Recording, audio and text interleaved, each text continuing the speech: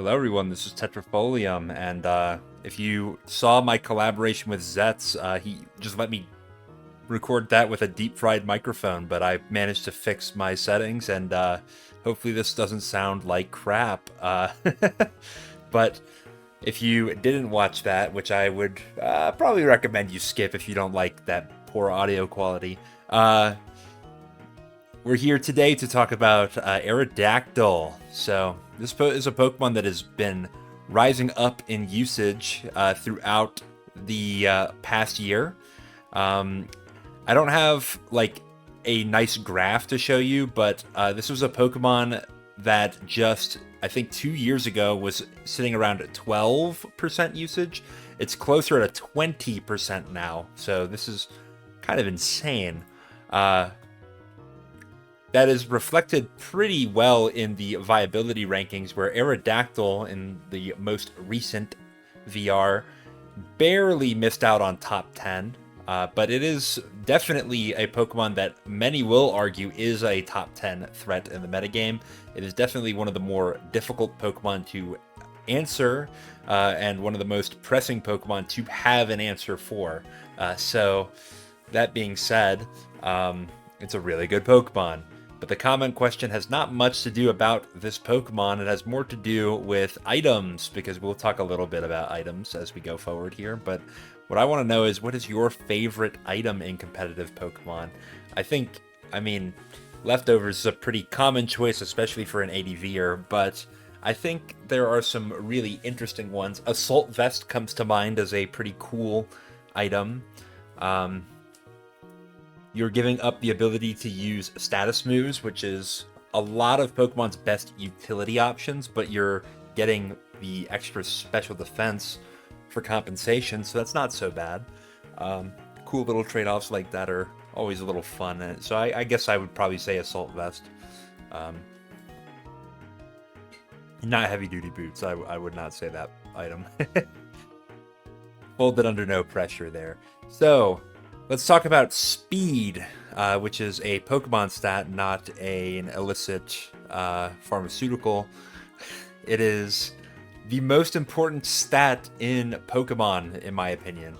Speed will determine the order in which each Pokemon acts on a given turn. So, of course, both battlers are going to decide their move at the same time, but speed is going to determine how that plays out. If my Pokemon is faster than yours, then my Pokemon will act before yours does, which is going to inform a lot of the strategy of the game. So there are usually two successful Pokemon, or types of Pokemon in competitive, and those would be like fast, hard-hitting Pokemon, which are like these, for example, Aerodactyl, Raikou, Gengar, probably going to outspeed whatever is in front of it, and then going to hit it for a lot of damage, which means that you could probably KO your opponent, and then you avoid having to take a hit, so your defensive stats don't really matter that much from that perspective. That's not always going to be the case. You're not always going to be able to one-shot your opponent, so your opponent might be able to counterattack and do a lot of damage back to you because you're a pretty frail Pokemon. But another sort of category of Pokemon that is successful are these slow and bulky Pokemon. Because these Pokemon are slow, they're often going to be taking a hit on a turn. They're not going to be able to kill their opponent before they have to endure some damage. But if they have the bulk to survive such damage, then they can do a lot with that. So Snorlax is, I think, a quintessential example of a really slow Pokemon that has pretty high defenses and is able to counter attack for a lot of damage. Blissey maybe is not so offensive in nature, but because it's slow and it has really good recovery, it can take a hit and then recover all of that off on the same turn. That can sometimes be useful if you have not taken a lot of damage, but you're about to. So say like you've taken, I don't know, 20%, you're going to take 30% this turn. You would rather heal after taking the 30%, so you go back up to 100, than to heal and then take the hit and be left at 70%. So don't get too caught up in the numbers, just think about the trend.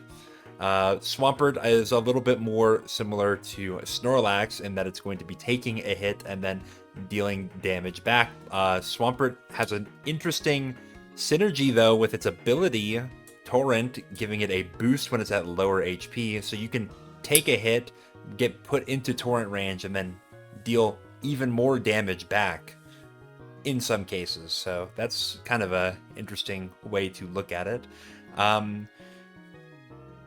In general, I wouldn't say that faster Pokemon are better, but Pokemon that can do something with their speed or despite their speed are the Pokemon that are going to be the most successful.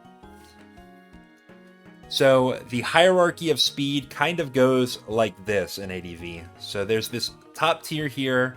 They're the fastest Pokemon kind of by technicality. Like, yes, technically these are the two fastest Pokemon, Ninjask and Electrode. Ninjask sitting at a base 160, which is extremely fast, and Electrode at a base 140.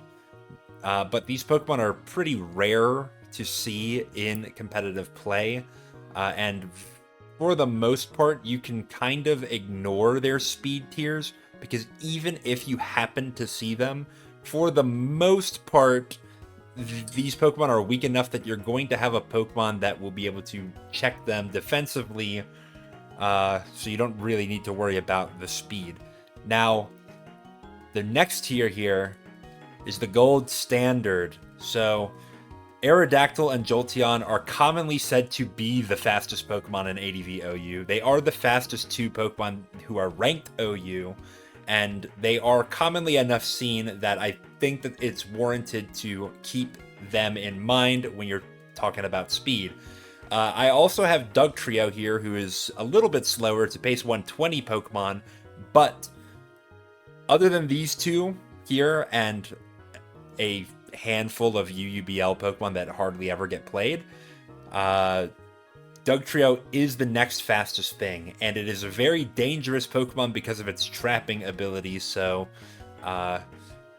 yeah, it's quite easy to revenge kill things with Dugtrio because it is commonly going to be faster than them. So, all three of these Pokemon, you have to keep their speed tiers in mind if you're looking for ways to maintain speed control, i.e., having the Pokemon who are faster than your opponent, which of course is important when you're trying to pick up kills without taking a bunch of damage in return.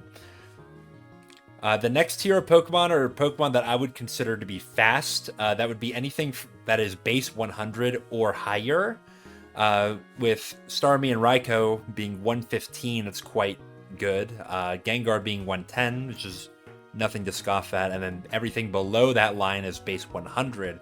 Of course, there are plenty of other Pokemon that are in this sort of bracket that are not listed here, but I kind of just narrowed it down to the OU Pokemon. I know that technically Raikou's not OU, but I mean, you can come back to this video and tell me that Raikou is now OU in like a few months, because I'm guarantee that it will happen this year. We will see Raikou and OU. But yeah, the reason why these speed tiers matter a lot, not just the natural course of these Pokemon being on the field, is for Pokemon that boost their speed. So take, for example, Dragon Dance on Tyranitar. As many of you know, a max speed Tyranitar getting a +1 boost or a 1.5 times boost from its Dragon Dance will be faster than the fastest Starmie can be. But it's not faster than the fastest that Dugtrio can be. So there's that element of understanding the speed interactions as they go beyond just the base. Another example would be, say, if you have an Adamant Tyranitar instead, who is not quite the max speed that Tyranitar could be, that can outspeed all those base 100s below the line, but it's not faster than Gengar, who's the next fastest Pokemon up. So, yeah. Keep all of that in mind as you're building or as you're just listening and trying to understand what the hell this metagame is about. But the point of all of this being that Aerodactyl and Jolteon are so much faster than everything else that they're commonly going to be faster than things that are getting a +1 boost. There are going to be obviously some notable exceptions, like your Dragon Dancing Salamence, because Salamence is already so fast, or like a Salic boosted Heracross. But yeah, everything that is trying to boost their speed is looking to try to outspeed Aerodactyl to be the fastest thing on the field. But enough about the speed. I think that this is a pretty commonly talked about thing with Aerodactyl. I'm not really saying anything that new here, but this is maybe a way to think about Aerodactyl, especially if you're coming from a more modern generation. You're trying to understand what is Aerodactyl doing here, because like Aerodactyl has fallen well off a cliff as we get further and further into the generations. But Aerodactyl kind of compresses a lot of items via its inherent traits. So let's take, for example, its speed. Because it's virtually the fastest Pokemon in the tier, it's like a modern gen Choice Scarf Sweeper. So the Choice Scarf, it doesn't exist in ADV, but it is similar to the Choice Band in that when you lock into a move, you have to keep clicking that move until you switch out. But instead of raising your attack stat, the Choice Scarf raises your speed stat. So yeah, Choice Scarf Pokemon are really fast and commonly going to be the fastest thing on the field. But because that doesn't exist in ADV, Aerodactyl functionally works like a Choice Scarf Sweeper, because it will be just the fastest thing for the most part. Another thing that is kind of cool about Aerodactyl is because it is a sand immune Pokemon, it's like it has safety goggles, which is a pretty niche item in newer gens of Pokemon, but it stops you from taking damage from weather effects. And given that sand is the most common weather effect and very, very unlikely to see hail, but I guess maybe it does exist. Though, we're just going to ignore it.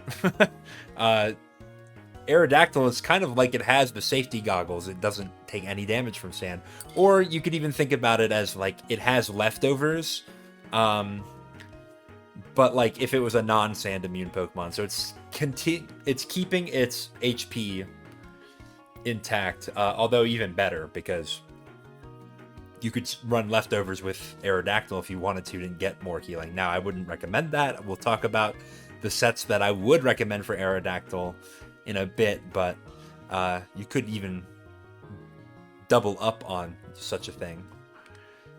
And then next, because Aerodactyl is immune to spikes, it's like it has heavy-duty boots. So it's functioning kind of like one of those offensive pivots that you might see in modern gen. There's Aerodactyl with its winter boots, kind of crushing Skarmory's hopes and dreams there. But yeah, so you have all of this sort of baked in utility with Aerodactyl that you don't have to deal with hazards, you don't have to deal with sand, and you're so much faster that you are basically outspeeding everything. What do you do to make this a really strong set, or to amplify Aerodactyl's traits? Well, you pair it with this item that does exist in ADV. It is the Choice Band, and that is the set that you will be seeing on Aerodactyl in almost every game you play against it. The coverage that it has, Rock Slide, Double Edge, and Earthquake, hits a lot of Pokemon very well. We all know about rock and ground coverage, where, you know, ground, Earthquake, very strong move, hits a lot of types that are hard to hit otherwise, like Steel, like Rock. And Rock is very complementary with Earthquake because it hits the flying types who are immune to Earthquake. Double Edge is a fantastic neutral option because the handful of Pokemon that resist both Earthquake and Rock Slide will get hit for neutral damage by Double Edge. And with the ability Rockhead, you don't have to worry about taking recoil damage from Double Edge So it functionally acts like another stab move for Aerodactyl. In fact, when attacking a neutral target, Double Edge does more damage than Rock Slide does. So that's kind of interesting. As for the last move, there are 3 different hidden powers you could try there. I'm sure you could experiment with other ones, but generally speaking, these are the 3 that are going to be the most useful to you. Hidden Power Flying gives you your same type attack bonus, and is just decent coverage for hitting things like the fighting types or the rare grass type that you might see. Though Hidden Power Bug will also hit the rare grass type that you might see, and the more common grass type that you would see, which is Celebi, who is ×4 weak to it. Hidden Power Bug, Choice Banded, Aerodactyl is going to usually one-shot a Celebi, whereas Hidden Power Flying doesn't quite get there because you don't have the ×4 effectiveness against Celebi. Hidden Power Fighting is another option there, mostly to hit Tyranitar, who is ×4 weak to fighting. I guess there are a handful of other Pokemon you maybe could hit with HP Fighting, like, I don't know, Umbreon, or it could be a mid-ground click into a Steel type, although there are not very many Steel types in Gen 3 that actually get used that are weak to fighting.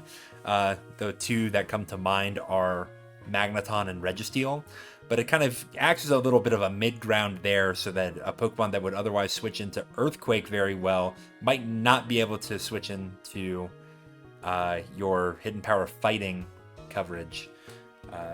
It's kind of, again, a rare situation. It's mostly to hit Tyranitar, but I want to make a note with Hidden Power Fighting. Hidden Power Fighting is incapable of hitting 31 speed IVs. The fastest you could ever be while using Hidden Power Fighting is 30, which is a big problem because that means you will not be outspeeding any other Aerodactyl or Jolteon, because they always pretty much run max speed. So yeah, with HP Fighting, you are forfeiting that sort of speed tie opportunity. So it could be a bad thing.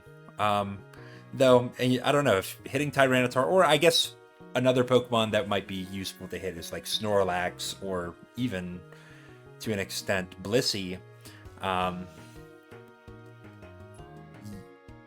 You're trading off the ability to be able to like win a speed tie versus another Aerodactyl in the end game. This is the kind of rub with Aero, is that if you play against another Aero player, you kind of have to just take the speed tie. Most other Pokemon, you kind of don't really need to worry so much, because a lot of Pokemon don't run max speed in ADV. A lot of them just get away with not doing so. So if you really, really want to outspeed something, you could run max speed and get there. But because Aero is one of these rare Pokemon that does want just all of its investment into speed, you're having to take that 50-50 against somebody else. So, yeah.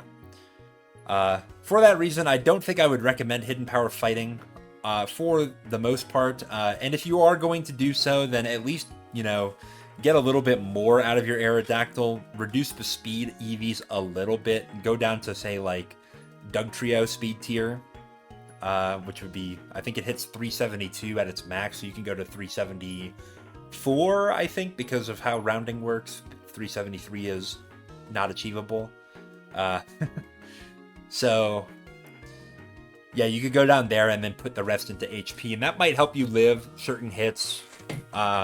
I know that Milotic is very close to not being able to kill Aerodactyl with its Surf, so I think if you go up to like 76 HP EVs, you would live it.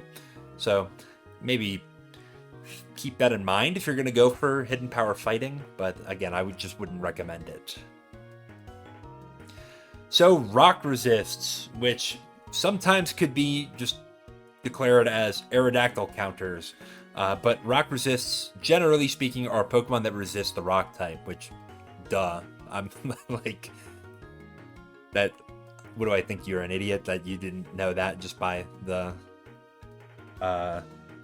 title there?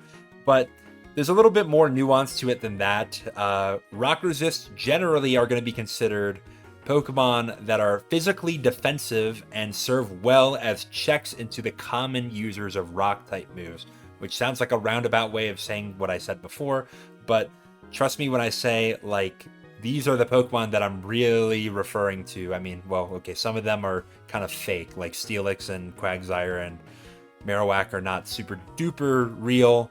Well, Weezing, we're not going to slander Weezing because that's our boy. But, yeah, these are the Pokemon that deal well with the rock types, which I'm saying is Tyranitar and Aerodactyl, and to a lesser extent, Metagross and Salamence, who tend to want to use Rock Slide or Earthquake as a part of their staple coverage. So these are the Pokemon that I'm saying do switch in well to things like Tyranitar or Aerodactyl to some degree. Like, take, for example, Jirachi. Jirachi, if it switches into Aerodactyl, who's going for Rock Slide, especially if it's a Choice Band Aerodactyl who's having to stay clicking Rock Slide, then you are, like, putting a lot of pressure on Aerodactyl to have to switch out, or you're just going to be hitting it for a lot of damage or getting status on it. Though Jirachi is not very good at switching into Earthquake from Aerodactyl or from Tyranitar. It's also struggles to hit Tyranitar for a lot of damage, unless you're running like very particular sets that are designed to counter Tyranitar, i.e. Hidden Power Fighting or Dynamic Punch sets. So, yeah. I would hesitate to call Jirachi a very solid rock resist, but if we go up to the top where we see Swampert and Donphan, these are two Pokemon that have fantastic defensive stats and deal very well with any of the moves that a physical Tyranitar or Aerodactyl would be throwing out. The strongest of all of these is probably a Choice Banded Double Edge from Aerodactyl, and both of these Pokemon are going to be taking less than 50% if they choose to invest enough defense for themselves. So that's really, really good to know. Others of these Pokemon, like Metagross, you would think, well, that's weak to ground type moves, so how good of a rock resist is it really? Well, Metagross can survive a +1 Adamant Earthquake from Tyranitar, as well as a Choice Banded Earthquake from Aerodactyl, with not a ton of defensive investment. You're going to need some, but not like super duper high, and is threatening to just one-shot them back with its very strong stab at Meteor Mash. So I would wager, even though it doesn't switch in that well to Earthquakes, it does its job well enough to be considered a good rock resist. Claydol and Flagon in the middle there are the two Pokemon that resist both Rock Slide and Earthquake thanks to their Levitate abilities, and are going to need to be hit by the other coverage options, which in the case of Tyranitar are generally weaker. In the case of Aerodactyl, is forcing it into Double Edge, which is a little bit easier to find a resist for, especially because Steel types are so common on teams. So, yeah. And then Weezing is there because it's a good boy. It's got a lot of defense. It takes Rock Slides decently well. It's immune to Earthquake. It's resistant to Bug or Fighting coverage, which are very common on those two Pokemon. Those being Tyranitar and Aerodactyl. The one knock on it is that it does not heal in Sandstorm, so maybe it's not that good a rock resist, but it's my video. I get to pick whatever I want for whatever tier I want, so Weezing, you're good in my books. But if Aerodactyl is your win condition, you're going to need a way to handle the rock resists so that you don't get to an endgame situation where Aerodactyl is having to 1v1 a Swampert, which is usually not going to go well for the Aerodactyl, although because Rock Slide has that flinch chance, when there's an arrow, there's a way. You can kind of cheese your way out of any endgame. But to make it more consistent for yourself, you're going to want to have tools to handle the rock resist. So Aero teams will generally have one or multiple of the following.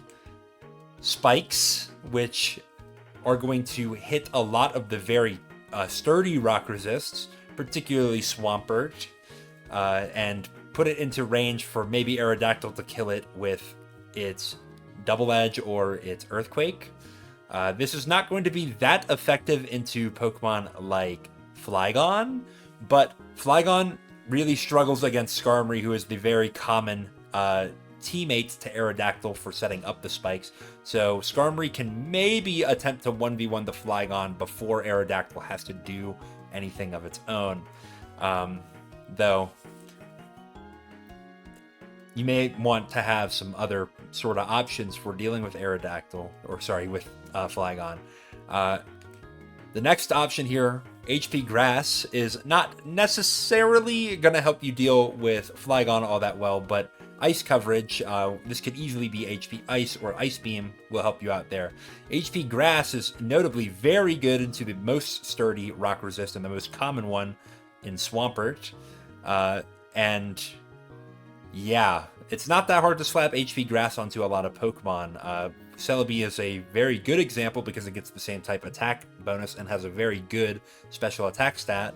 But Swampert is probably not going to stay in versus Celebi, so you might have to get creative. And there certainly are some sets that do get creative at luring in the Swampert and hitting it with an HP Grass. Take, for example, Tyranitar on its Dragon Dance sets will sometimes forego Hidden Power Bug to get Hidden Power Grass to get a sizable amount of chip onto Swampert. A similar thing can be done with Metagross. And there are plenty of other Pokemon that don't commonly run Hidden Power Grass that do invite the Swampert in that could go for the Hidden Power Grass. But lastly, we have Toxic. So you have a toxic Pokemon like Milotic, trash-talking the Rock Resist, and that is going to help you unnerve it so that Aerodactyl can win in the endgame. But in all seriousness, Toxic is going to apply damage over time to the Rock Resist, or just any Pokemon that is afflicted by it. That will make it so that that Pokemon will fall into range of Aerodactyl's Double Edge and then be eliminated. And then Aerodactyl can switch out, come back in later, and spam its very, very spammable Rock Slide to maybe win the game. So Toxic is very good into Flygon, for example, because Flygon does not have a very reliable way to remove the Toxic for itself. So a Toxic Flygon is usually a dead Flygon. Swampert, on the other hand, does have access to the move Refresh, and it does use it pretty commonly. So Toxic may not be the end-all be-all beater for Swampert. So you may have to get, once again, a little bit more creative in how you're going to handle the Pert. But say for a Pokemon like Milotic, Milotic is going to be able to make damage stick on Swampert with its neutral stab Surf. So that's one way to sort of chip it down. And if you're forcing the Swampert to click Refresh, then that means you're not allowing it to click an attacking move, which gives you some momentum. You can take the initiative to handle Swampert in other ways, whether that being switching to a Pokemon that does a lot of damage to it, or switching to your Spiker to get spikes up against it. Albeit being told these are great ways to handle your ops, being the Rock Resists. But even if you're able to handle the Rock Resist decently well, opposing Pokemon and teams can abuse Aerodactyl locking in to a move. So since Aero is almost always going to be choice banded, it's going to pick a move and be locked into it and allow for certain strategies or certain Pokemon to abuse you. So one of the most consistent ways to abuse this is the move Protect. Protect will act before virtually any other move. In Gen 3, I don't think there are any other moves that have a higher priority than Protect. Somebody will correct me in the comments, I'm sure. But Protect virtually is going to go first no matter what. And it's going to stop you from taking any damage from Aerodactyl's attacking moves. And then you're going to see which move it chose to lock into. So say, for example, you have your Jirachi in, and you click Protect as Aerodactyl goes for Earthquake. Well, now you know that Aerodactyl is going to be forced to go for Earthquake again because of its item. That means you can switch to a flying type who would abuse Aerodactyl not being able to hit it. So say, for example, you could go to your Skarmory and then get some spikes up, or throw a Toxic out on the Aerodactyl. Or you could even get a little bit more dangerous, although not really dangerous, and go to something that would not want to take a Rock Slide like a Zapdos. But you're not going to be punished for that because Aerodactyl's forced to click Earthquake until it switches out. That means you're threatening to kill it with a Thunderbolt if it doesn't switch out, meaning that you're going to probably be getting Thunderbolt damage on whatever the switch-in is, so that could be very good for you. Really good way to earn yourself some momentum. Which is kind of ironic because I feel like Protect oftentimes loses momentum, but that's a discussion for another day. You can sacrifice a Pokemon and then Revenge.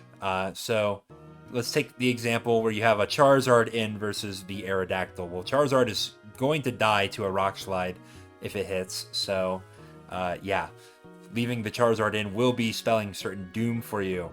But say you leave that Charizard in and it dies, and you know that your opponent is locked into Rock Slide, you can go to Metagross, who is a Pokemon that takes a Rock Slide very well, and is a Pokemon that is notoriously difficult to switch into, especially for teams in like the mid to end game. Say if it's an Agility Metagross as well, Metagross can use basically its free turn while your Aerodactyl is switching out to go for an Agility. Now it's probably going to be faster than your Aerodactyl when you bring that back in.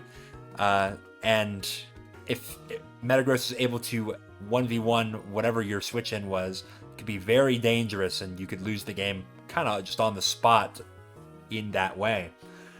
Or the third option, which is something you will see very commonly, is just the prediction. So we'll take this example from a game that I played. I have my Salamence in, it killed something on their team. I think it was another Salamence, actually. And they went to Aerodactyl. On my team, I had a Metagross, and it is very enticing to switch to the Metagross to resist the Rock Slide. That could be in and of itself a prediction. But I said, well, my opponent's in kind of a position here where they really need to get damage on Metagross to make meaningful progress throughout this mid-game. So I think they're going to go for an Earthquake themselves. So I'm going to stay in with my Salamence, who is immune to Earthquake, and just click an attacking move into the Aerodactyl. And that's what happened. They went for Earthquake. They are not able to hit my Salamence, and I go for Dragon Claw to do over 50% to the Aerodactyl. Now they have to make a choice whether they're going to stay in with Aerodactyl and lose it, or they're going to have to switch into my Salamence, which could be clicking a move that could devastate whatever the switch-in is. And then my opponent forfeited literally on the next turn. So there you go. But yeah, that can be kind of brutal, and it can suck to just kind of lose your really good offensive piece to your opponent reading what you're going to do. So in a way, Choice Band is kind of a limiting item, and could be a little bit of a problem. So what do we do if we don't want to have that limitation, but we still want to get a lot of value out of our Aerodactyl? Well, I'm so glad you asked. This set here, this is the sub-lechi Aerodactyl, which is not a set you will see on Smogon, but it is a somewhat common way to use Aerodactyl. I mean, it's probably the next most common way after the Choice Band variant. This is going to drop one of the coverage moves. In our case, we dropped Double Edge in favor of Substitute, and then we're going to replace the choice band for a Lychee Berry. The Lychee Berry will give you a +1 attack boost, which is the same as a choice band, but only when you're below 25% of your maximum HP. So there's kind of a little bit of a risk-reward factor there. You want to be at low HP to get that boost, but the upside for you is that you can switch your moves as much as you want. So say we have the Aerodactyl in Lychee range and our opponent has Zapdos in, and they have a Metagross in the back to switch into. Well, with Lychee, we can just go for Rock Slide. If they switch to Metagross, great. We'll go for Earthquake and hit the Metagross that way. If they switch back to Zapdos, great. We'll go for Rock Slide. And they're going to be switching back and forth, trying not to lose the game to whichever click you have. But like, even if you get it wrong, as long as you're clicking what's in front of you, your opponent can't win the game. So it's kind of a devastating situation. So yeah. I want to note here that this Pokemon or this set here does not have Double Edge, but I kept the ability Rock Head on there. Aerodactyl does have another ability in Pressure, and there's certainly a argument for using Pressure here, mostly to steal a lot of PP from Pokemon whose best move to hit you is Hydro Pump. Hydro Pump only has 8 PP, so you can bleed it out of all of its Hydro Pumps in just 4 turns, which can be very valuable. But I'm maintaining Rock Head on here for kind of 2 reasons. One, it helps me bluff the Aerodactyl set. If you have Pressure on Aerodactyl and somebody notices that because they clicked the move and they lost 2 PP, then like the alarm bells are going to go off. Now, granted, I don't think most players are going to realize that, but some players are diligent about reading their sort of resources and can figure that out there. So they could know something's up.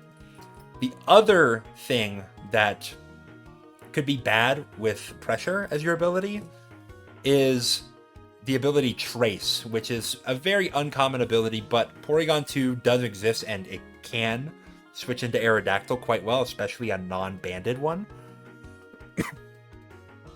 So if it traces Pressure, then your Aerodactyl is going to be running out of moves very quickly while trying to deal with the Porygon 2. In that way, it kind of punishes you for going for that.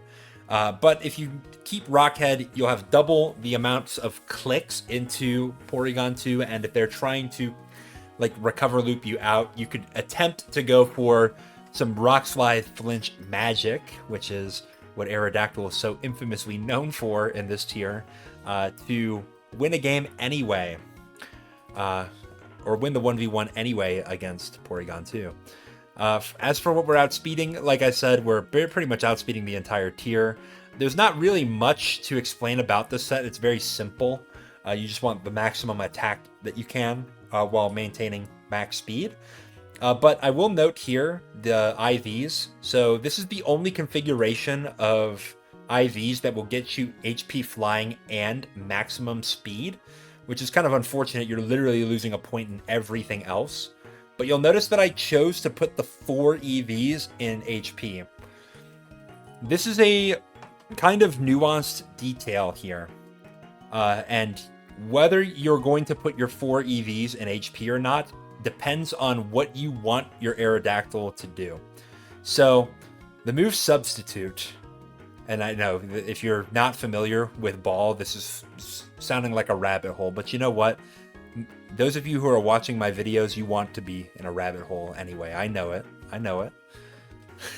So let's go down and see how far it goes. The move Substitute will use up a quarter of your HP to put basically a shield in front of your Pokemon. The shield cannot take... the shield will be broken once it takes the amount of damage that you used in HP to put it up. But if the move would have dealt more damage, then that damage is kind of wasted. So that's the sort of idea behind Substitute is that you can get it up in front of a Pokemon that would do a lot of damage to you and sort of mitigate the damage in that way. But the way that Pokemon kind of works with its HP, it's always going to round down. So 300, for example, is a number that is divisible by 4. 301 is not divisible by 4. So how does it take a quarter of your HP? Well, it will just round down. So that means that you will get down to about 25 point, like, I don't know, 3%. You can just say 0.1%. It doesn't matter. You'll be up 1 HP above 25% if you have used Substitute 3 times. That means you will not activate your Lychee Berry, and you will have to use Substitute 1 more time, which will put you at 1 HP. That will activate your Lychee Berry, and then you can go on from there. Sometimes you don't want that for your Aerodactyl. Sometimes you want the Lychee Berry to activate a turn sooner, in which case, do not put the 4 EVs into your HP. You want to have an HP that is divisible by 4, not an even number. Sometimes people get that wrong as well. You want it to be exactly divisible by 4. But sometimes you want it to take an extra turn, and that can be beneficial for you. And for this team that I'm about to show you, you do actually want the additional turn wasted, essentially, to get this boost. As for the amount of HP, technically, if you substitute and you get to exactly 25%, you would be a little bit more likely to live certain hits. Although there are very, very few hits that Aerodactyl is going to live at 25% HP. So it's kind of not worth it. And so I mean, there are, I think the one that might come to mind is like Quick Attack from something like Flygon. If you're at 1 HP, all right, you're going to die to that Quick Attack. If you're at 25% HP, you might not die to it. So, but that's a very rare occurrence. So, and you should be dealing with the Flygon before you have Aerodactyl trying to secure the W. So, I mean, yeah, I don't think that much is particularly worth thinking too hard about. But the reason why we want that additional point there is one of the strategies that we're going to use to deal with Rock Resist. That's with this team here. This is Toxtar Rock Spam. I might have called it something else in the description, whatever. This is a team that I have kind of adapted from a very well-known ladderer, Pideli. It is known that if you want a new ladder peak, then you steal a team from Pideli. That's how you get there. Not exactly, but Pideli, if you're watching this, shout-outs to you. You've got some really cool teams. This team is going to lead Tyranitar to bait the Rock Resist in and then leave it a little late Christmas present in the form of Toxic. Toxic is not a move that Tyranitar generally runs. There are some sets that do, but generally you don't see it on Tyranitar. And that can be surprising. Say they switch into their Flygon thinking, all right, this Tyranitar is revealed that it is a physical attacking Tyranitar. It doesn't have Ice Beam. Even if it does, it's going to be a pretty weak Ice Beam, and I can trade into the Tyranitar.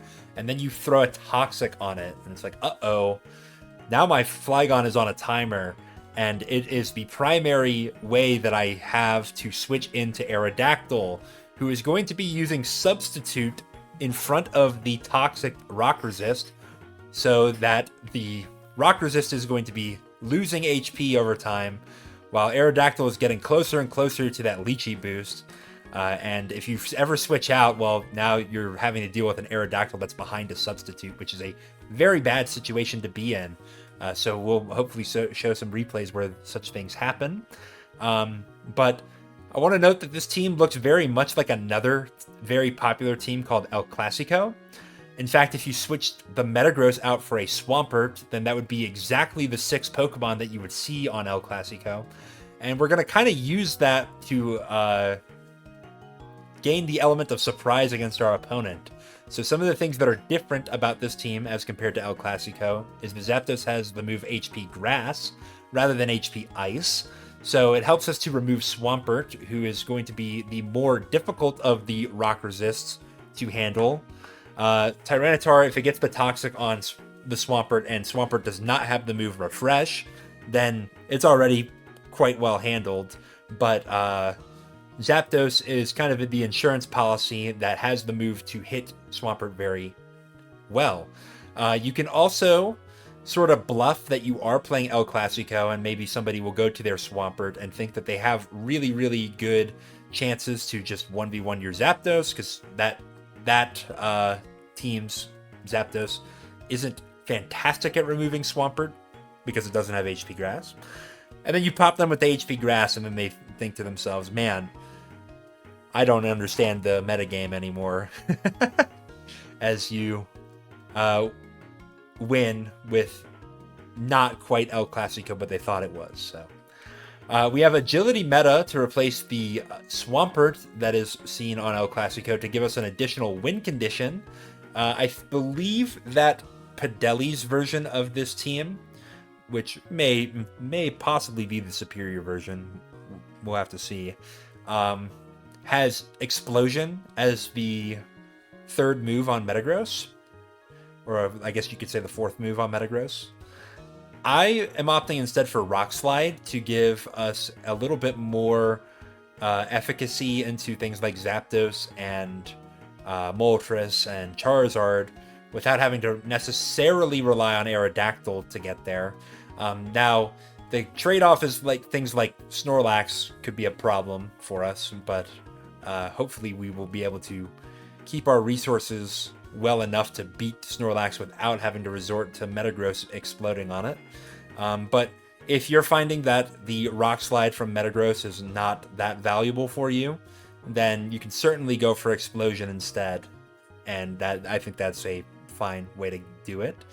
And then the sub-arrow is going to be unexpected. Most people are expecting the Aerodactyl to be Choice Band. So what you want to do is bluff that you are Choice Band until an opportune moment arises. So say, for example, you're up against a Pokemon that is going to die to one of your hits. Like, say, like a weakened Jirachi is just going to die to the Earthquake anyway.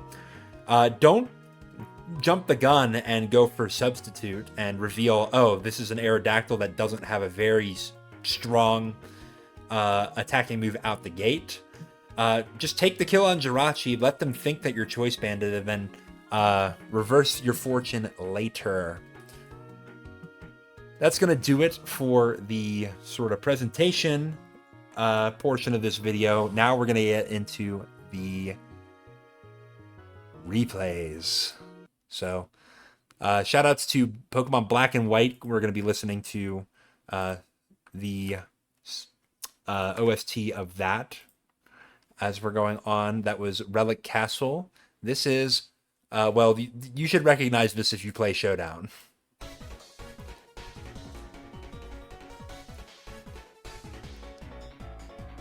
This is the rival theme from Black 2 and White 2. It is kind of iconic, but maybe a little bit overplayed. So sorry if you're sick of this song from playing so much Showdown. But those of you who are watching who don't play Showdown very much, just enjoy the music. So here we are against Cheech is Gaming. Shout outs to Cheech and Chong. Up in Smoke is a very funny movie, and I would definitely recommend it if you are a person above the age of 18, who I think that's what the cutoff for rated R is now. We're going to have Tyranitar versus Tyranitar. I always like the Focus Punch. But my opponent will go for a Brick Break, and that is a choice-banded Brick Break from Tyranitar. Tyranitar usually is not able to kill another bulky Tyranitar with simply one Brick Break otherwise, so that's good to know. I will go to Metagross here, who is going to threaten to do a lot of damage to the Tyranitar if it stays in, and then we reveal the Swampert. So we kind of lost our first Gambit on how to deal with Swampert with this team, which is to Toxic it with our Tyranitar. So we're going to have to go to phase 2, which is to get our spikes up. My opponent is going to likewise get spikes up. I'm going to wager that spikes are a little bit more valuable for me because the 3 unrevealed on my side are immune to spikes. So that means that the only Pokemon I have on my team that is hit by the spikes at all is Metagross, which, I mean, is still not a great spot to be in, but it is a navigable spot nevertheless. So I'm going to roar my opponent out, see what they have. They have a Gengar, so this is looking like a standard sort of TSS team. TSS, of course, standing for Tyranitar, Swampert, and Skarmory. Okay, it stands for Toxic, Sand, and Spikes, but I haven't gotten anybody with that one in a while, so I hope that, I hope somebody in there just said, wait a minute, that's not what TSS stands for. Yeah, I have to switch to my Zapdos here, who is going to eat a Will-O-Wisp for its troubles. Not very cool, but we do see the Swampert switch in, who's going to go for Protect as we go for our Hidden Power Grass. Swampert's going to get a little bit of HP back here, but it's going to be forced to switch, otherwise it's going to die. Which is good for me because it's going to take another 25% when it comes back in. So then it'll be down to 50%, which is getting closer to Aerodactyl just being able to beat the Swampert anyway. I'll go for a Thunder Wave in case my opponent wants to go to Gengar, switching into the Hidden Power Grass. Instead, they're going to have Blissey in. So, I mean, this works out just about as well anyway. Blissey's going to switch into Skarmory. I'll go for Roar, and I managed to catch that Swampert coming back in. That's quite good. They'll probably go for a Protect here, which I call by switching out to Skarmory. They're going to Protect again, which is going to end up getting them a little bit more HP than they otherwise would have had. But roaring this Swampert out is going to ensure that it's going to be even lower than it was when it initially came in. So that's good for me. I'll go for Protect here as the Gengar reveals Fire Punch. So it's not a super duper strong move to hit my Skarmory by any means. And very commonly when a Gengar has Fire Punch, the other move that it has to like do any damage is a Grass type move. So that means that Zapdos is not really fearing any coverage other than this Fire Punch. And I actually live a Fire Punch here. So I can get my Thunderbolt off and I critically hit the Gengar, which is unfortunate for my opponent. Now, how much does that really matter? It kind of depends on what the Gengar set was. I'm assuming that I would have done at least 50% given that a crit killed. That means that the Gengar probably would have died to my Aerodactyl anyway, and that's what I'm setting up for, is the Aerodactyl is going to be the Pokemon that gets most of these kills. So, I mean, it kind of matters in the sense that maybe Gengar could have tried to get some more damage on something else later, but I think that my win condition would have been fine even if I didn't get the Thunderbolt crit. Now maybe this was a roll, and if they got the roll to kill my Zapdos there, then things could have been sideways, but that's kind of the risk you take when you don't have a guaranteed kill. So I will go for Will-O-Wisp because it will force the Skarmory to take a lot of damage over time, and it'll also catch any sort of switch in. In particular, this Blissey here, who is going to be taking some chip damage, forced to Soft Boiled, which allows my Metagross an entry point. And now this Blissey's at 76%. When it switches in, it'll be about 51%, which could be devastating. Maybe that doesn't live a certain hit from something. We'll see.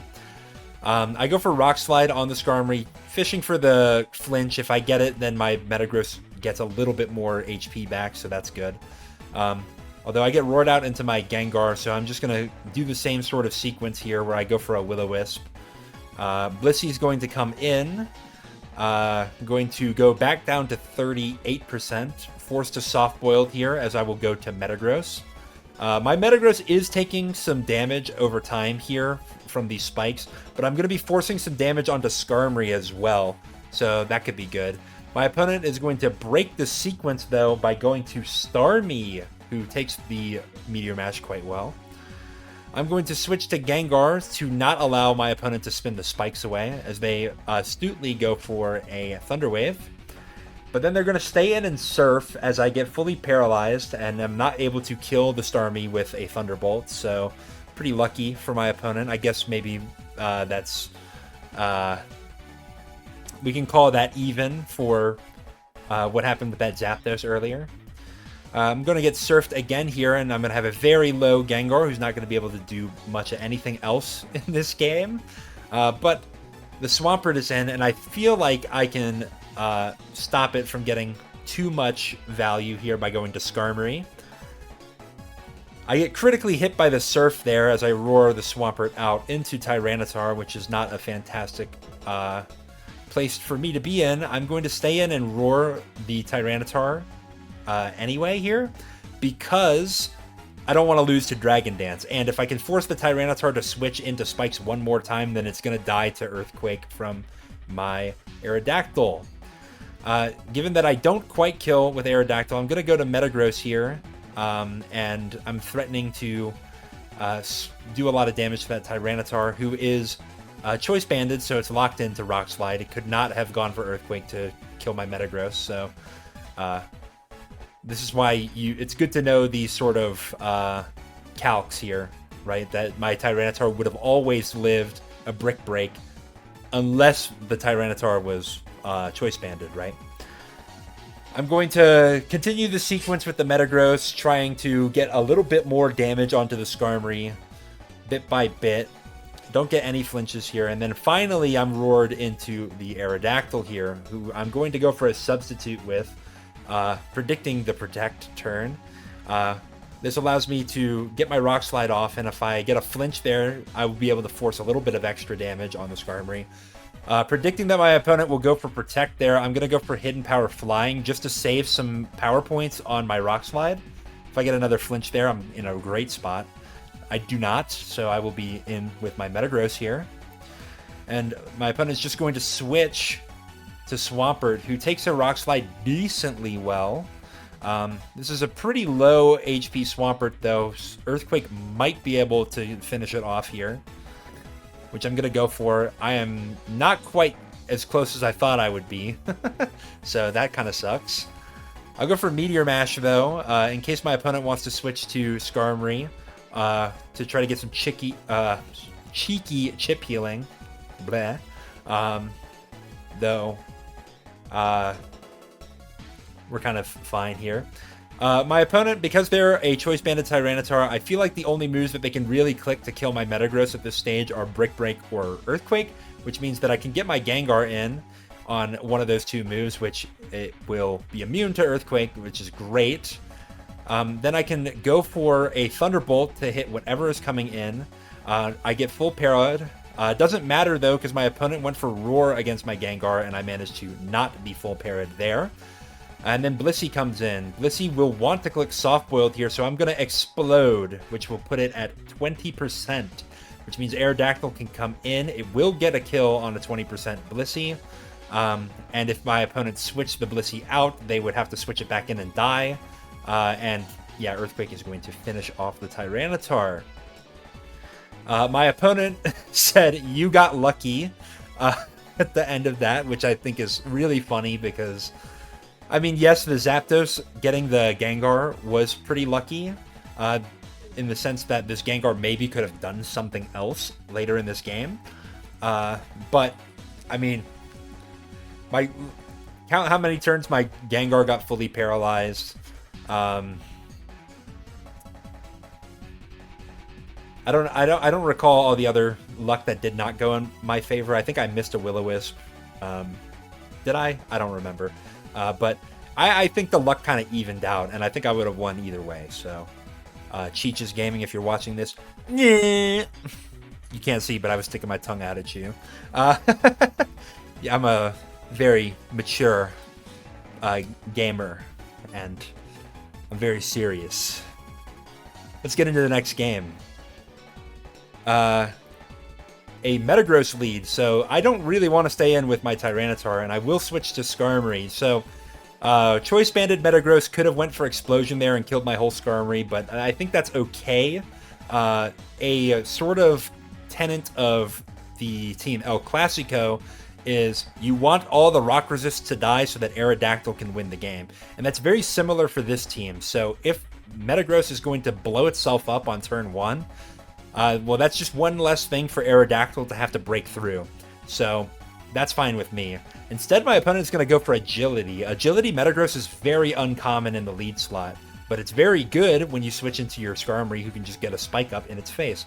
But I guess that makes a little bit more sense why my opponent is opting to go for Agility meta in the lead, is because they have Magneton in the back.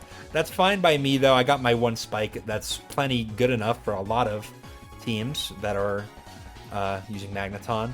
Now my opponent will go to Skarmory, which is not super duper common with these two in the front.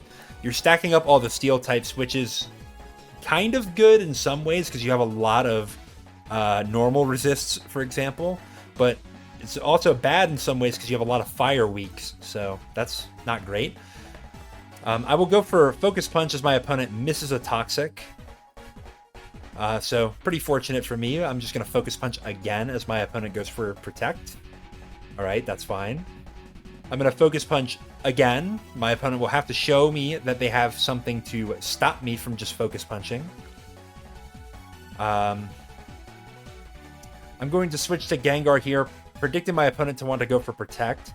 And now they have a 40% Skarmory who can't really switch or stay in versus this Gengar. And all they've gotten to show for it is that they've Toxic'd my Tyranitar, which is honestly not really that worth it, considering that they have a pretty solid Tyranitar answer, especially because I have a really slow Tyranitar in Metagross. So, yeah, I think you would have liked to get a Spike there, which I acknowledge that he probably could have got a Spike if he didn't miss that first Toxic, but I digress. I'll go for a Thunderbolt. Magneton actually switches in pretty well to Gengar, particularly the Gengar set that I have. The Magneton goes for Endure, which I feel like is a little bit ambitious. Like, you think that I'm going to have, like, Fire Punch is the only move I really realistically could have on Gengar to even kill the Magneton from this stage. I think it's a lot more likely that I don't have Fire Punch because Electric Fire is pretty uncommon coverage. Now my opponent will go for Endure with their Magneton, bringing themselves down to 1 HP to get their Salic Berry activated. I'm just going to eat the hit with Tyranitar and kill with Earthquake, so this ends up essentially just getting a little bit more toxic damage on my Tyranitar, but otherwise it was about the same. So it is what it is. My opponent actually has a sub-Aerodactyl of their own, which is kind of interesting.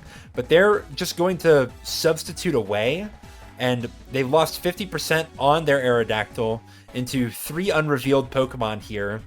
And they're allowing me to know that they are a substitute Aerodactyl. So I think this is the wrong way to play the Aerodactyl.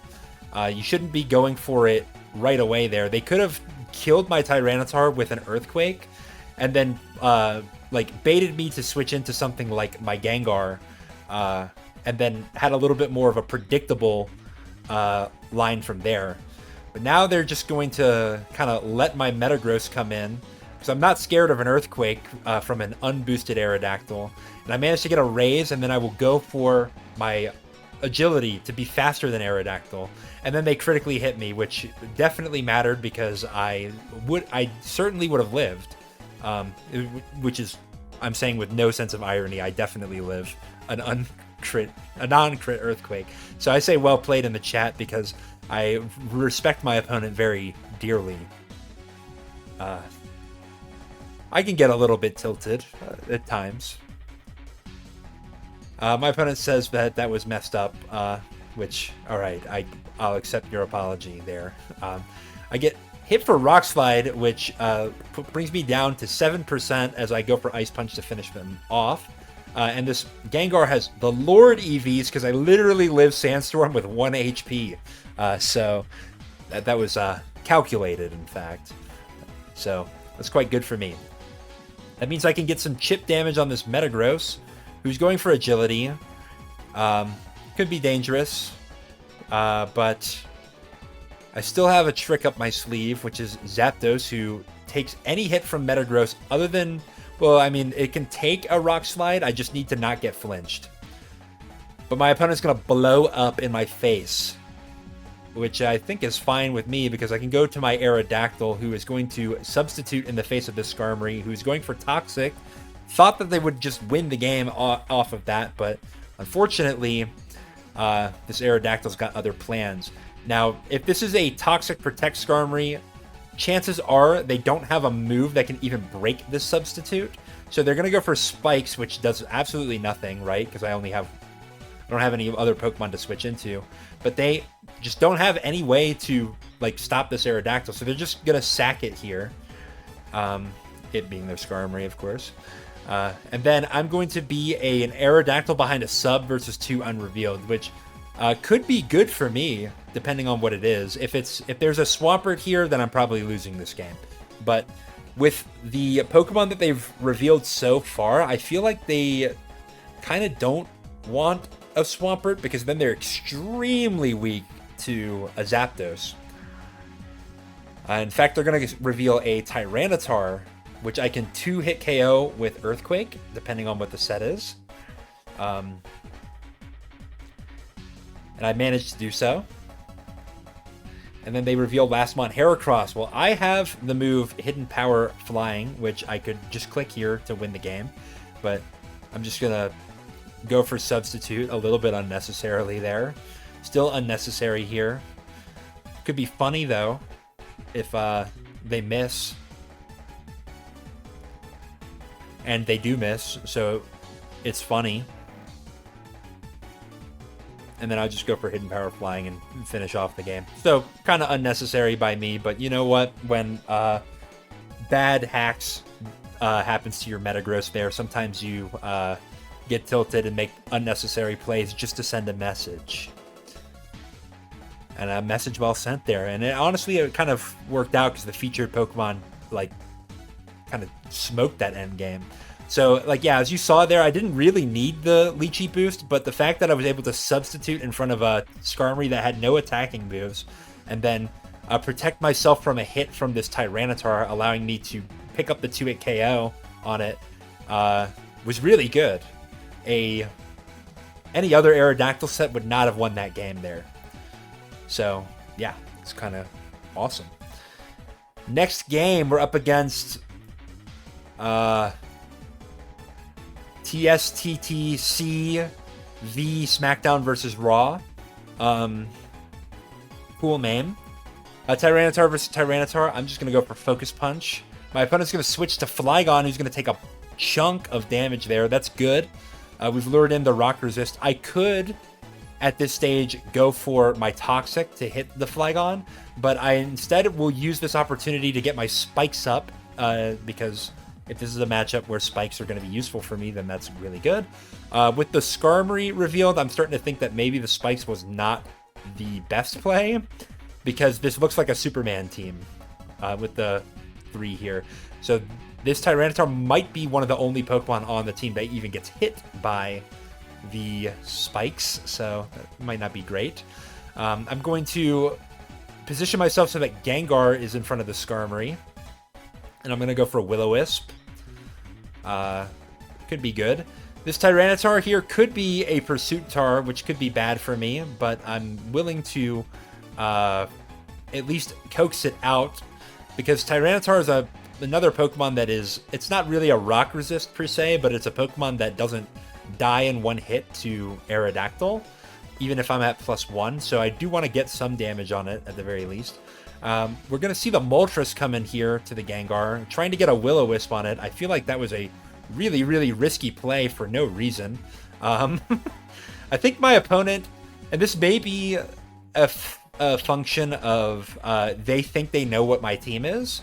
El Clasico a lot of times runs Fire Punch and Giga Drain on the Gengar. So maybe they thought that my Gengar could not hit their Moltres. And that's why maybe they've been shy about going to the Tyranitar, because Tyranitar doesn't always beat a Giga Drain Gengar, but I'm not that. So I will take pretty much max damage from that pursuit. Puts me down to 7%. I should live the ensuing Sandstorm turn, though, so that's not the worst case in the world. I get thieved on my Skarmory, which is not cool. But I do have 3 layers of spikes down now, so this Tyranitar is pretty limited. It's probably just going to die to Earthquake from my Aerodactyl later in this game, which is maybe good for me. Flygon is in. I'm going to use this as a Skarmory switch, as the Flygon kind of just goes for Protect. I will switch back to Zapdos trying to catch their Skarmory coming in, but they just go for Protect again. I'm going to switch back to Skarmory because I don't want to get Toxic on my Zapdos as they waste another Protect turn. I'm just going to stay in and go for Drill Peck. Now they don't really get much by going for Protect again. In fact, they're probably losing more for doing it. I'll go to Zapdos here. I will go for Thunderbolt on the Protect turn from their Skarmory, and then I'm going to get the sequence that I want here. No, I'm not, actually. Maybe we'll do another loop of this as the Flygon goes to full HP. Alright, now I kind of get the sequence that I want. Maybe I could have switched to Skarmory to not take this damage on Tyranitar, although it's not really that consequential. I'm going to go for a Toxic on this Flygon. That's the way that I will make progress here. Probably should have done that earlier in the game, but I sort of was hedging my bet that this might not be a Superman team, and that the spikes might have been more consequential. But now that this Flygon is on a timer, I'm looking poised to potentially win the game with my Aerodactyl. I'll reveal a Jirachi here, which is a very common Superman Pokemon. Just go for Roar so that Jirachi's not getting its own wish. We'll Drill Peck the Flygon. Yes, it's going to get wished up here, but it's still going to be taking damage from the Toxic. I'm going to be able to Roar here. I would love to get this Tyranitar in, just to even chip it even more. Or get the Jirachi and chip that as well. But last mon is Gengar for them, which is pretty standard. I am going to stay in and go for Drill Peck because Gengar does not die to a Rock Slide from full. So I want to make sure that it is getting chipped there. So see, everything that I'm doing is in service of the Aerodactyl win condition. I could have avoided taking a burn on my Skarmory, for example, right? But that doesn't matter to me as much as getting damage on Gengar. If I went to Zapdos, who is less affected by the burn, still doesn't want to take it necessarily, but as a Pokemon that could take it without dire consequences, I'm not guaranteeing that I'm going to get damage on the Gengar. In fact, the Gengar is probably switching out from there. So that's not what I want. I want the Gengar to take damage. So I'm willing to take the burn to get that damage. It's kind of a long-winded way of getting there, but I want to drive that point home. I'm going to go for a Hidden Power Grass. Maybe try to hit the Flygon switching in. Yeah, just nail it, because why not? Want to keep that Flygon low. We'll go to Skarmory here, who eats the Toxic. Very nice. I can just go for Roar here. In fact, I will not do that. I will switch to the Zapdos to get some more pressure onto the Skarmory. Skarmory does not want to stay in and take this Thunderbolt here, and the only thing that really switches into it is this Flygon that's taking just chip damage upon chip damage. I will go for a Hidden Power Grass to try to get even more damage on the Flygon, but they're going to choose to switch into the Tyranitar and sack that instead. I'll go for Thunderbolt in case they try to get cheeky and go to Gengar. So that's fine. My Zapdos is not faster than this Moltres, though. I'm going to switch the Skarmory in because I don't really care about the Skarmory anymore in this matchup. I would rather preserve health on Zapdos. And now I'm going to get the Aerodactyl in. So Aerodactyl should be able to punish this Moltres very hard. In fact, I punish it super duper hard because he goes for Protect there. And this is the thing, right? Protect is a move that punishes these Choice Banded Pokemon like typically Aerodactyl is. if I locked into, say, Rock Slide to finish off this Moltres as it goes for Protect, that might be a turn where they can go to Skarmory and stabilize the position. Or they could maybe go to Jirachi, or like maybe go to Flygon, although I did a pretty good job of weakening these two so that I'd be making at least a little bit of progress. Maybe not so much on the Jirachi, but I'd definitely be making progress on the Flygon. That's not a good switch in anymore. If I went for Double Edge to be a little bit more consistent in killing the Moltres, then I'm allowing the Gengar to come in. So with the substitute here, I'm punishing the switch. I'm also punishing Moltres for staying in and going for a Protect. Or if it went for like Will-O-Wisp trying to sack itself, I would have punished that too. So now here comes the Skarmory as I get some Rock Slide damage on it. Thief Protect is very strange. I don't see that as a combination of moves all that commonly. It's really hard to fit all the things that you want. I'm going to guess that the last move is Roar, because Roar is almost a non-negotiable on Skarmory. But that means that the Skarmory is not going to be threatening to do very much of anything else in the rest of this game. It's got all of its spikes up already. So yeah. I'm going to get a flinch there, which is very lucky for me. I'll go for Hidden Power Flying here to preserve myself some Rock Slide PP. Then going to Rock Slide again. Now the Skarmory's down to about 50%, which is really, really good for me. And I get my Tyranitar in versus the Skarmory. So this is the best case scenario, I think, because Tyranitar's not going to be able to do much else versus the rest of his team. So I'm going to go for a Focus Punch. Skarmory is going to Protect. I'm going to go for a Focus Punch again. If my opponent had the balls, they could have went to Gengar, but they, alas, do not. And I'm going to get my big, fat damage on the Skarmory. Then my opponent left, and I thought I was not going to be able to do much with this game as far as a demonstration purpose.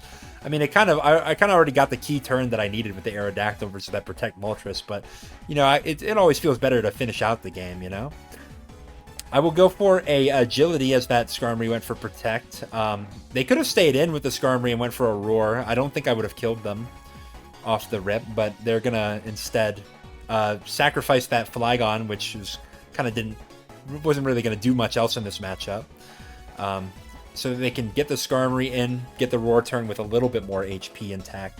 I'm going to go for a Rock Slide here because if my opponent goes for Roar, and as I go for Substitute, then they get HP, I lose HP, which doesn't really matter that much.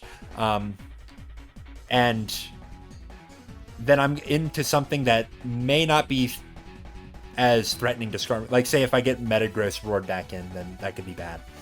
So I'll just take the kill on the Skarmory, and now pretty much everything on this team is scared of Aerodactyl.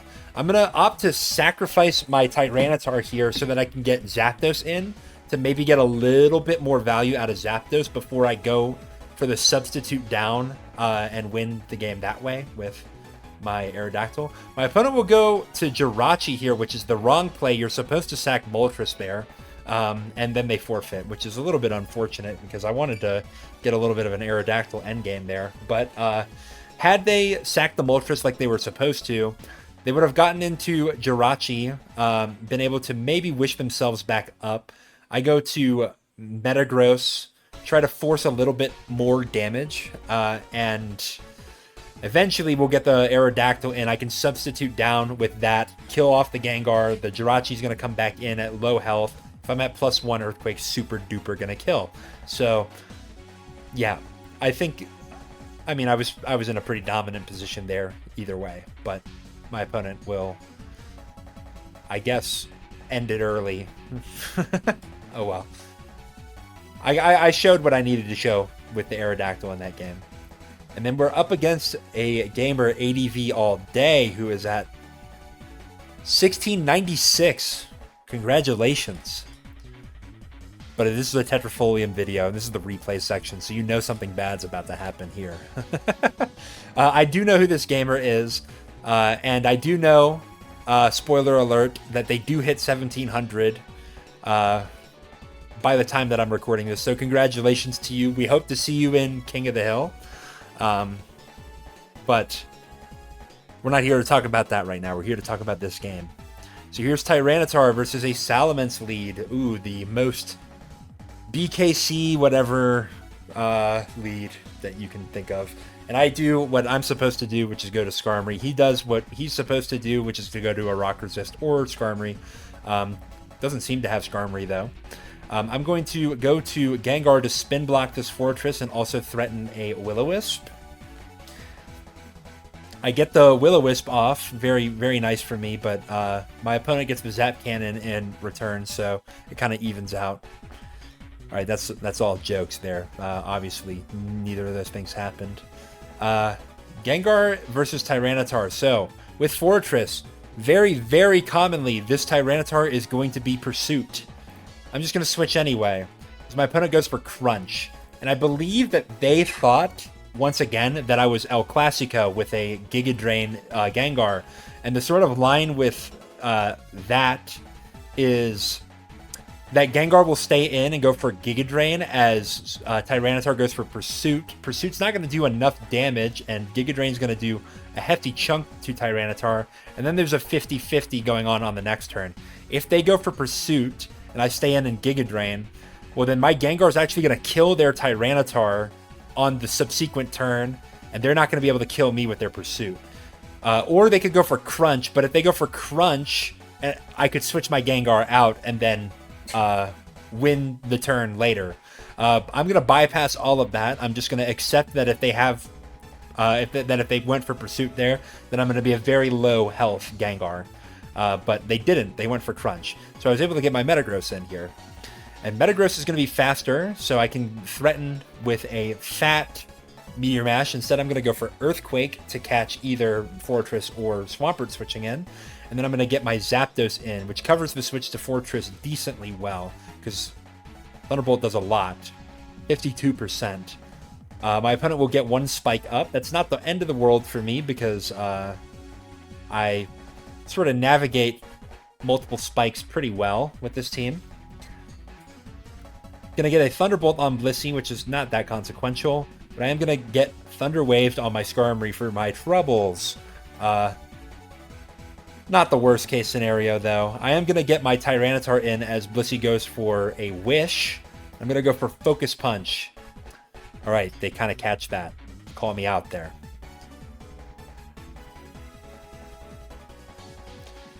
What are we going to do on this turn? Swampert comes in, and I will go for a Rock Slide, not doing very much damage to the Swampert. Swampert's actually faster than my Tyranitar is, so that's actually not great. In fact, this is the game that made me decide on the pace that I will show you to put a little bit more speed into the Tyranitar. Originally, I was, I think, 163. This Swampert must be like 164, so I'm going to creep a little bit higher. I think I'm 169 now, so that's pretty nice. But not that it's really that consequential, but I do manage to get my Toxic off on the Pert, which is going to allow for the Aerodactyl later in the game to be very, very strong. I'm going to get Gengar in here on the Fortress. Fortress is a little bit scared of taking a Fire Punch. So my opponent will switch it out. Doesn't want to risk that for potentially getting a Zap Cannon off. Instead, I'm able to land a Will-O-Wisp on Blissey, and I will go for a Thunderbolt into the Tyranitar. Alright, because my opponent got the play wrong last time, I assume they're going to switch it up and go for Pursuit there, and I just stay in Thunderbolt, and we just beat the Pursuit Tar without Giga Drain here. So it can be done. You don't need all those crazy techs to make it work. But yeah, now Blissey's here, and it's just too tempting to not go for an explosion there. And now the Blissey is gone. We're running out of things that can handle the Aerodactyl on this team, so that's really good for us. I go to Zapdos because it handles all the reveals very well. Swampert is here. Not going to handle my Zapdos at all. Crit didn't matter. They're going to reveal Lastmon Jirachi. They are faster. They are going to go for a Calm Mind. I'm going to get a Thunder Wave off, though. And if Thunder Wave Jirachi is a lot easier to deal with, especially with this Tyranitar that's still around. I'm gonna go for Roar, and they went for Substitute, so this is just the worst case scenario. We get Salamence in, I can simply just go for a Thunderbolt on it if I wanted to. Instead, I go for a Thunder Wave. Maybe a little bit, it's still pretty safe, I would say. I'll get my Tyranitar in here, who takes an Ice Punch well enough. And they're going to go into Fortress as I go for a Toxic, predicting the Salamence to want to come in. Now I can just go for a Rock Slide. Don't quite get the kill on the Fortress, and they're able to spin the last Spike away. I still have a full health Skarmory, so I can get my Spikes back up later if I want to, but it might not even be that pertinent anymore. They are going to get a sequence of switches here that kind of deals with my Tyranitar, but my Tyranitar does get just enough health to live a Dragon Claw, and I'm able to get my Toxic off on the Mence. If they went for Brick Break, they would have killed, but I think they didn't want to give the Zapdos a super free switch in. I was fine to sack the Tyranitar there, honestly. But now it's a Spike sack, which is really, really good for me. Fortress is in. I get a Spike off. They're probably going to spin, so I'm going to just take the kill on Fori with my Drill Peck. Instead, they actually go for a third Spike. So I don't know. Maybe they think that they need that extra damage to handle the Metagross or whatever they think my last is. But I probably would have just spun there if I was the Fortress. Now I can just kind of stay in with Skarmory and Roar until I die, if I want to. Or I could Spike Sack the Tyranitar at any point. But I'm going to use this Skarmory to the fullest to try to get as much chip as possible on the Salamence. Because I would love to win this game without having to click Rock Slide. You know, that's the one rub with Aerodactyl. Yes, it can flinch you to a victory that you shouldn't have gotten, but it could also get fully just stonewalled by its own accuracy, which is not fantastic when such things happen. I do have my Aerodactyl in here. I'm going to go for a Substitute, which covers a switch as well as a stay in. I will get Intimidated here, which is not lovely, but I will have Rock Slide to put this Salamence in very, very low range. They get flinched there, which kind of is good for me in a sense, because I have a little bit more leeway to just click Earthquake here behind my Substitute. I get a critical hit, which may have mattered, but the Jirachi was gonna die to 2 Earthquakes regardless, so they could have went for a Thunderbolt to break my Substitute, and then they would have died to the next Earthquake, so there you go. And I managed to gatekeep this gamer from 1700. It's okay, it's a happy ending. They managed to get to 1700 not too long after this, so congratulations to you.